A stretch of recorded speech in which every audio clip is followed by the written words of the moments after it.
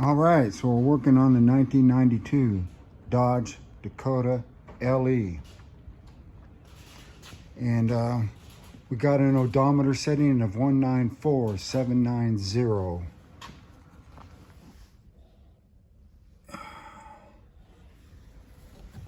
And at this point in time, we now have a working transmission and transfer case. Brand new. So now the thing to do is to look under the hood where we have a crate engine with 31,000 miles on it. So we're going to move on to phase 2, which is going to be putting in brand new fuel injectors. I got 6 of them. I just wanted to see if they're the right ones. I just took them out of the box, this one.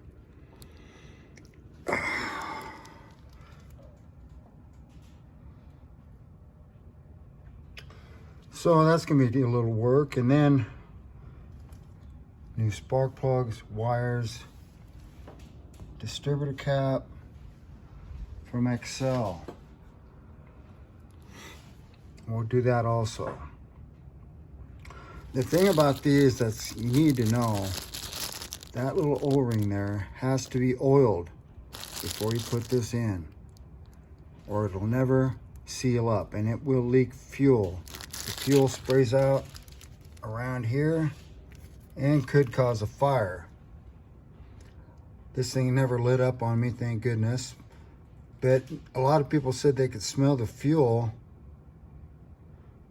coming from the vehicle when they were driving behind me. And I just thought, well, it's a rich mixture or something. I didn't know about this, but I was working on a different vehicle and I found out how to test this, because when somebody asked me to do a leak check, I wasn't sure. You just take your propane torch unlit with this running and you hold it up around here and it will actually bring a flame out when you have this problem. It'll pick up on the fuel, burning fuel coming out, and you will light the torch. Yeah. Which means you got fire shooting out around these O-rings as you're going down the road, and possibly even unburned fuel. So I'm going to oil them and replace all of them with nice new ones and put in all nice new stuff.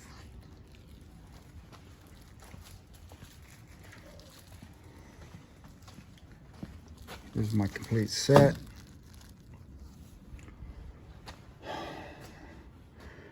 Oh, if you're watching the other day, this is what holds the overdrive unit together. I wasn't sure what that was called, but that's what that does.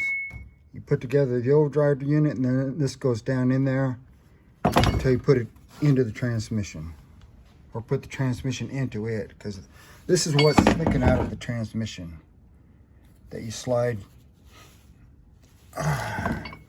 the overdrive unit onto.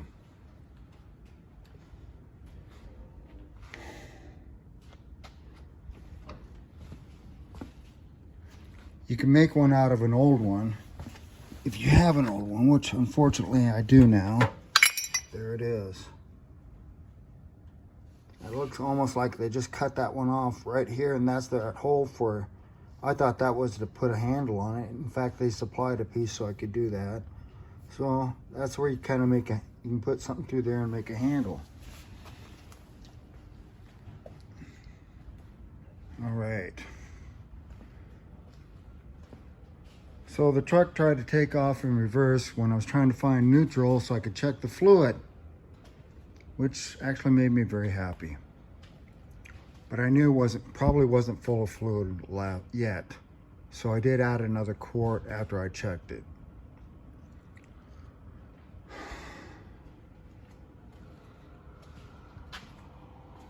Anyway, there's going to be all kinds of fun little things to do yet. Like, I don't know why that light's on. All the park lights are on and the switch is off.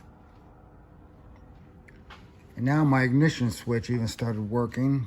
I have a switch on the dash I can crank the starter over with.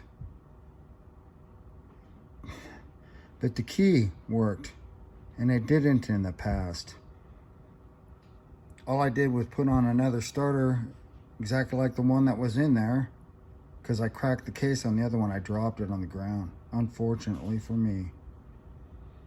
But that's been done.